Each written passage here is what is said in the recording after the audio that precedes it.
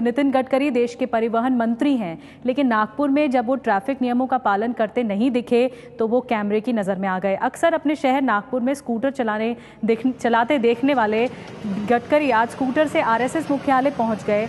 Gadkari scooter खुद चला रहे थे, लेकिन उन्होंने हेलमेट नहीं पहना हुआ था, इसीलिए कैमरे की नज़र में वो जल्दी आ गए और केंद्र में आ गए। गडकरी आरएसएस के द्वार तब पहुंचे जब महाराष्ट्र में सीएम की रेस चल रही है। कल देवेंद्र फडणवीस देर रात उन्होंने मुलाकात की आरएसएस प्रमुख मोहन भागवत से। 2 घंटे तक ये मुलाकात चली।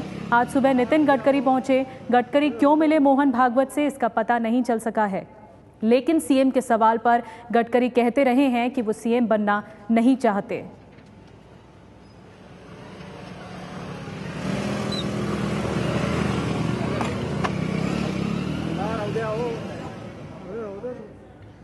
आखिरकार बीजेपी के झगड़े में आरएसएस को करनी पड़ी है मध्यस्थी।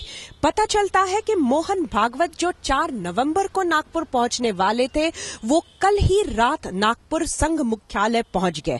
जैसे ही मोहन भागवत संघ मुख्यालय पहुंचे, उनके तुरंत पीछे पीछे देवेंद्र फडणवीस भी मुख्यालय पहुंचे। देर रात 2 घंटे तक इन दोनों में मुलाकात होती रही और आज सुबह तुरंत नितिन गडकरी ये भी संघ मुख्यालय पहुंचे हुए हैं। पता चलता है कि मोहन भागवत अब नितिन गडकरी से भी बैठक कर रहे हैं।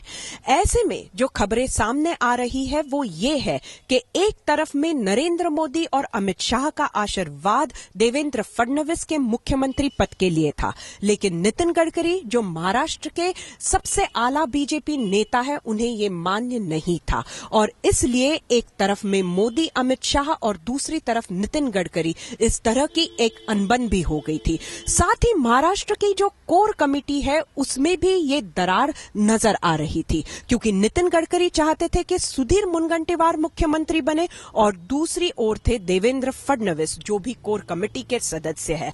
आखिरकार जब इस पूरे नाराजगी का ये जो एक दौर चल रहा था बीजेपी में, उसका कोई भी एक सुलझता हुआ ये नजर नहीं आया, तो मोहन भागवत को बीच में आना पड़ा। पता चलता है कि मोहन भागवत ने नितिन गडकरी को तो ये बता ही दिया है कि देवेंद्र फडणवीस ही मुख्यमंत्री रहेंगे, लेकिन साथ में देवेंद्र फडणवीस, अमित शाह, नरेंद्र मोदी सभी को ये सूचना भी की गई है कि नितिन गडकरी को हर निर्णय में शामिल किया जाए, उनको साथ में लिए बगैर कोई भी निर्णय महाराष्ट्र में ना किया जाए। इस तरह से दोनों पार्टियों को शामिल कर मोहन भागवत ने मध्यस्थी की है और फिर से एक बार ये बात सामने उभर कर आई है कि संघ के अलावा बीजेपी का चलता नहीं है। जहां पर अगर नरेंद्र मोदी किंग है तो किंग मेकर ये मोहन भागवत रहे हैं और इसीलिए उनकी ये भूमिका जो है वो आज ही नहीं तो शायद आने वाले समय में भी कई बार उन्हें निभानी पड़ेगी। सरिता कौशिक, एबीपी न्यूज, नागपुर। तो मुलाकात का उद्देश्य क्या था ये अब तक साफ नहीं है। इस बीच आपको बता दें, बड़ी खबर ये भी है कि दिग्विजय सिंह ने निशाना साधा है नितिन गडकरी पर। कहा है कि अगर नितिन गडकरी नागपुर की सड़कों पर बिना हेलमेट स्कूटर चलाते हैं तो ये नियमों का उल्लंघन है, उन्होंने कानून को तोड़ा है। ऐसे में ट्वीट भी किया है दिग्विजय सिंह ने निशाना साधते हुए।